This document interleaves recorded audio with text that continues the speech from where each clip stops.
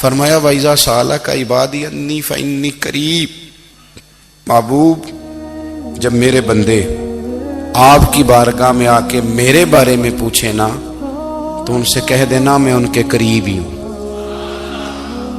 قریب ہی ہوں۔ دلیل کیا ہے؟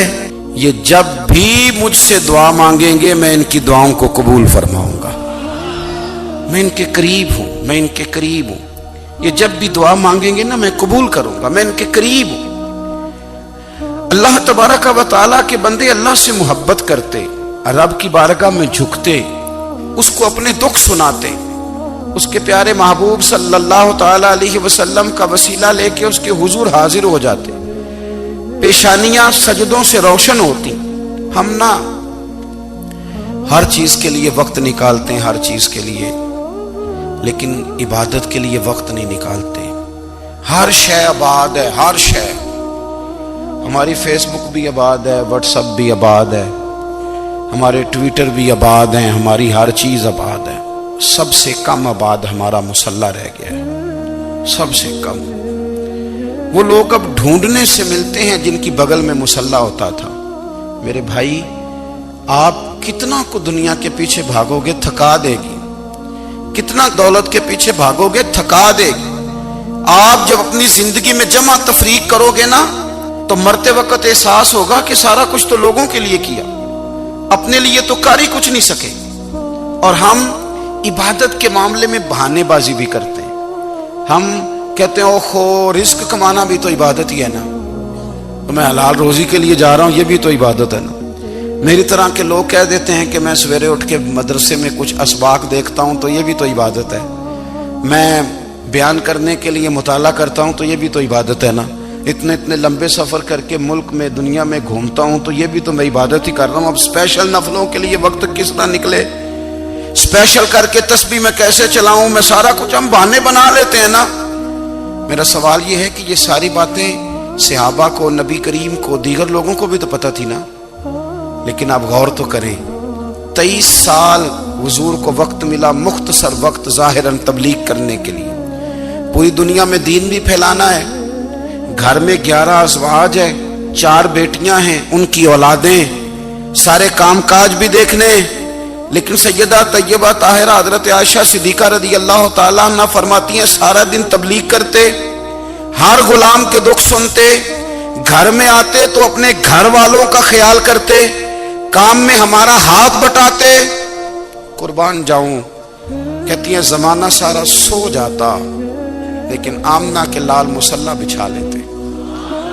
دنیا سو گئی، ساری سب سو گئے، جو خدام تھے، وہ جو غلام تھے وہ سو گئے۔ صحیح مسلم میں لفظ ملیں گے، سیدہ پاک فرماتی ہیں او میرے نبی کے غلاموں، میں نے یہ رنگ بھی دیکھا ہے کہ حضور نے اتنا کھڑے رہے، اتنا قیام کیا، اتنا قیام کیا کہ مقدس پیروں میں ورم آ گئے، سوج گئے پیر، اتنے بڑے۔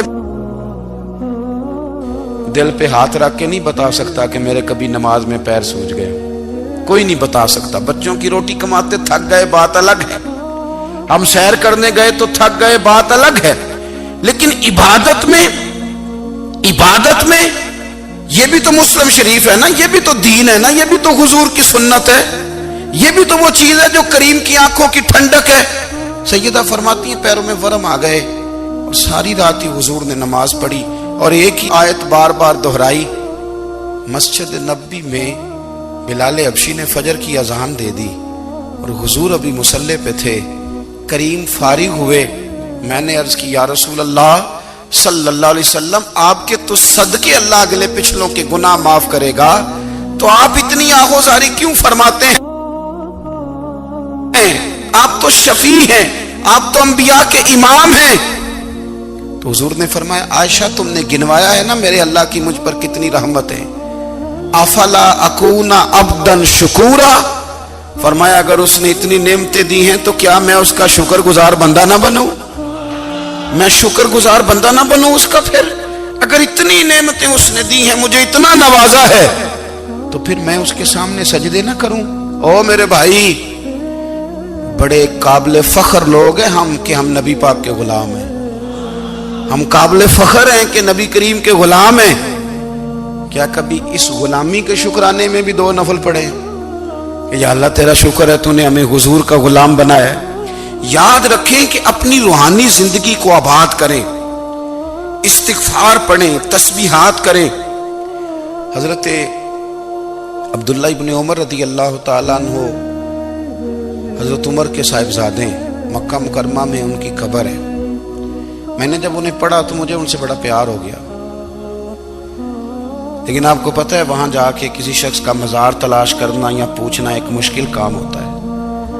تو ایک دفعہ میں مکہ شریف میں حاضر تھا، تو ایک گاڑی والا ڈرائیور مجھے کہنے لگا کہ مولانا میں آپ کو جانتا ہوں، مجھے آپ سے محبت ہے، ایک بات بتاؤں آپ کو؟ میں نے کہا بتاؤ۔ کہنے لگے حضرت عبداللہ ابن عمر کی قبر دیکھنی ہے۔ میں نے کہا یہ تو نہیں کہہ رہا، یہ کسی نے بندوبست کرایا ہے، یہ اللہ نے تیرے دل میں بات ڈالی ہے، یہ ہو گیا، تو لے چل مجھے۔ حضرت عبداللہ ابن عمر کو نبی پاک نے فرمایا تھا راجل صالح، یہ نیک بندہ ہے، یہ متقی آدمی۔ حضرت عبداللہ ابن عمر رضی اللہ تعالیٰ عنہ سیدنا فاروق اعظم رضی اللہ تعالیٰ عنہ کے صاحبزادے ہیں، اور ان کی ہمشیرہ سیدہ حفصہ رضی اللہ تعالیٰ عنہ حضور کی زوجہ محترمہ۔ ایک دن اپنی ہمشیرہ سے کہنے لگے کہ نبی کریم صلی اللہ تعالیٰ علیہ وسلم گھر میں آئے نا، اور اگر حضور غم امت میں پریشان نہ ہوں، طبیعت کو حشاش بشاش دیکھو، تو ذرا پوچھنا تو صحیح حضور کا میرے بارے میں کیا خیال ہے، پوچھنا تو صحیح کہ کریم کی بارگاہ میں میرا کیا مقام ہے، میرے بارے میں حضور کیا فرماتے ہیں۔ اب بہن کو کام بتائے، اور بتائے بھی بھائی، اور کوئی بہن وہ کام نہ کرے، یہ تاریخ میں ہوتا نہیں۔ حضرت عمر فاروق رضی اللہ تعالیٰ عنہ کی صاحبزادی ام المومنین رضی اللہ تعالیٰ عنہ فرماتی ہیں کہ میں تو بس منتظر تھی۔ انہوں نے تو کہا تھا نا کہ اگر تم حشاش بشاش دیکھو تو بات کرنا، لیکن حضور تشریف لائے، میری باری تھی، میرے گھر تشریف لائے، کھانا پیش کیا تو فوراً میں نے عرض کی حضور ایک بات پوچھنی تھی۔ تو حضور نے فرمایا پوچھئے۔ میں نے عرض کی حضور میرے بھائی عبداللہ ابن عمر کے بارے میں آپ کا کیا خیال ہے؟ نوجوانوں میری بات پہ غور کرنا، میرے بھائی کے بارے میں آپ کا کیا خیال ہے؟ تو نبی کریم صلی اللہ تعالیٰ علیہ وآلہ وسلم نے میری طرف دیکھا، اور پھر حضور زیر لب تھوڑا مسکرائے۔ اور بریلی کے امام کہتے ہیں کہ حضور مسکرا دیتے تھے نا تو جو بڑا دکھی ہوتا تھا وہ بھی ہنس پڑتا تھا۔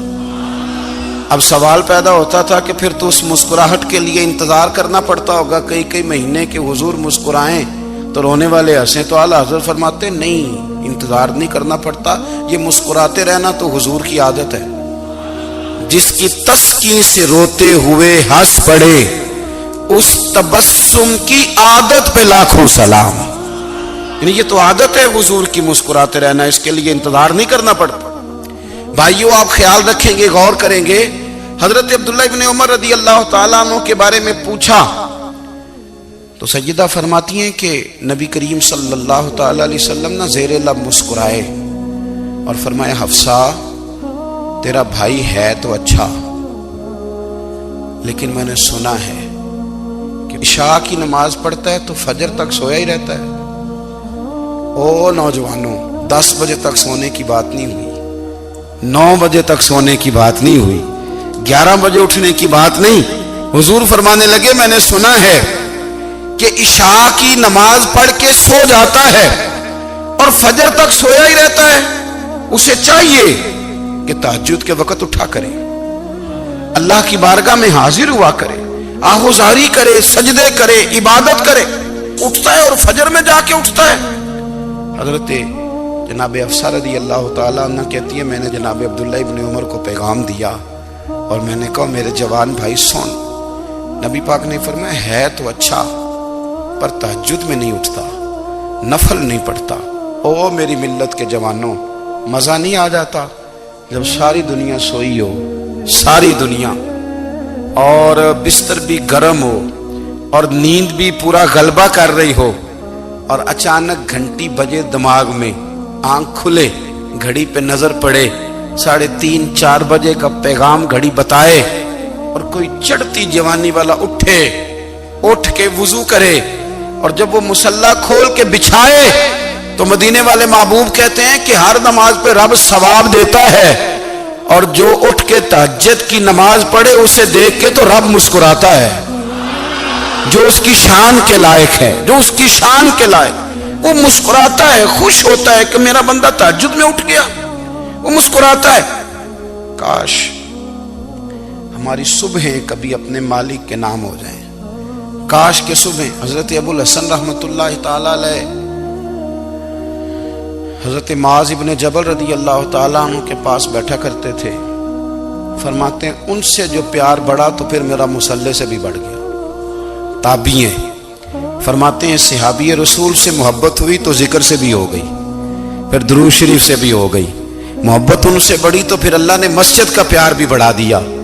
آپ فرماتے ہیں کہ میری ہر وقت بھی یہ چاہتی تھی کہ بس اللہ اللہ کروں، بس اللہ اللہ کروں، بس نہ میں ذرا تھوڑی جان چھڑاؤں لوگوں سے، کوئی 10 منٹ ملے تو میں کوئی 4 نفل پڑھ لوں، میں تھوڑا سا نہ بچوں لوگوں سے، اور مجھے تسبیح ملے تو میں نہ کچھ 400-500 دفعہ استغفار پڑھوں، سبحان اللہ، الحمدللہ، اللہ اکبر، لا حول ولا قوت الا باللہ، میں نہ تسبیحات پڑھوں۔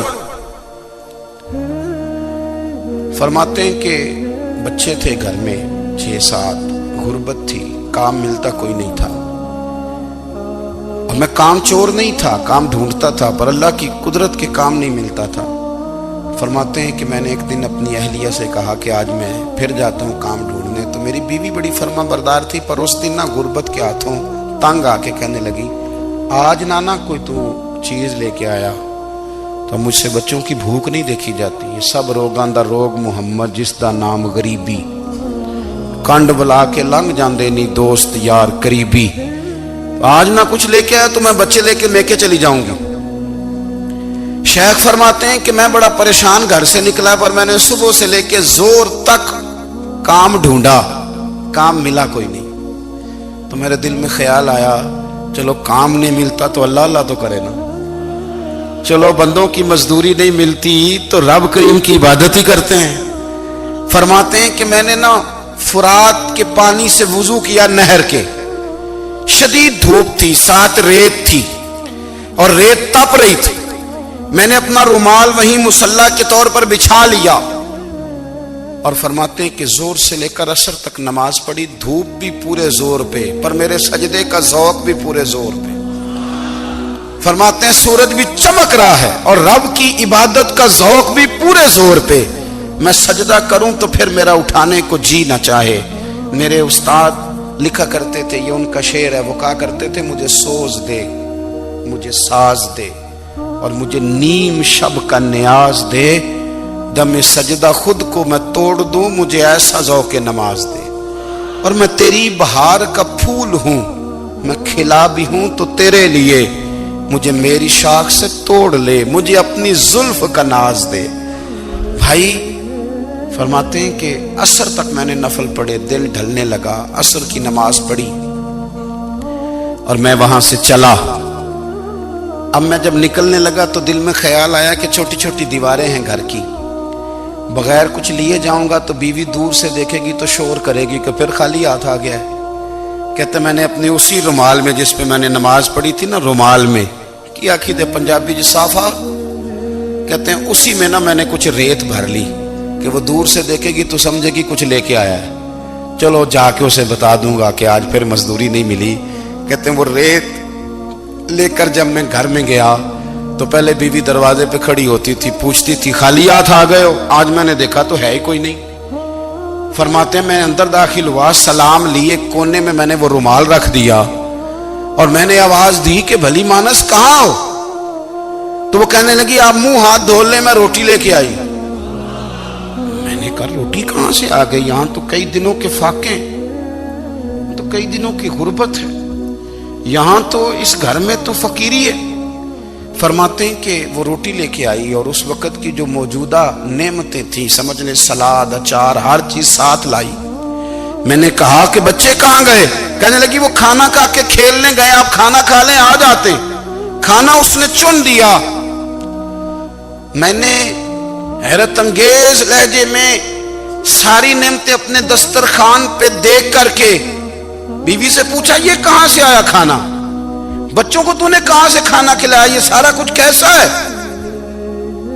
کہنے لگی پتہ نہیں آج آپ کس کریم کی مزدوری کرنے چلے گئے تھے، پتہ نہیں کس کریم کی میرے گھر میں تو اتنی نعمتیں آئی ہیں کہ مجھ سے سنبھالی نہیں جا رہی، اتنا اناج ہے، اتنا گندم ہے، کس کریم کے دروازے آج چلے گئے تھے؟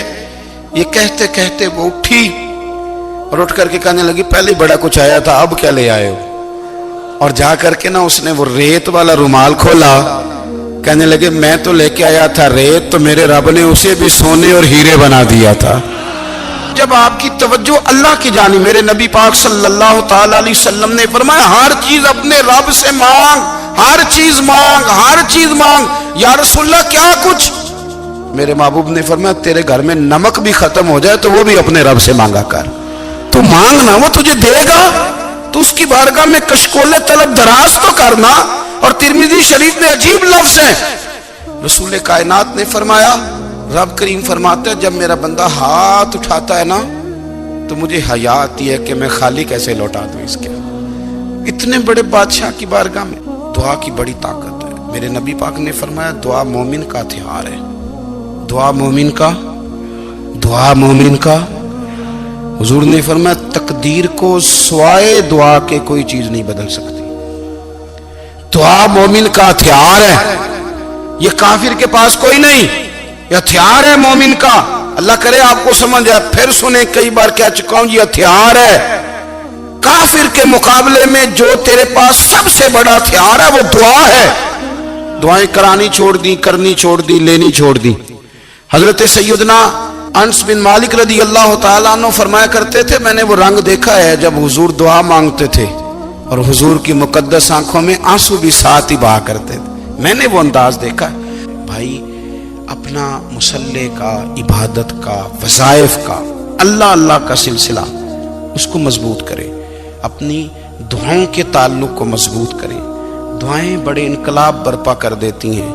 ہم تھوڑے تھوڑے نا جب سے خشک ہوئے ہیں نا، خشک، اور میری تو جماعت ہی صوفیاء کی جماعت تھی، ہم تو داتا علی اجمیری کی جماعت سے، ہم تو خواجہ اجمیری کی جماعت سے، ہم تو شیخ احمد فاروق سرہندی کی جماعت سے، ہم تو صوفیاء کی جماعت۔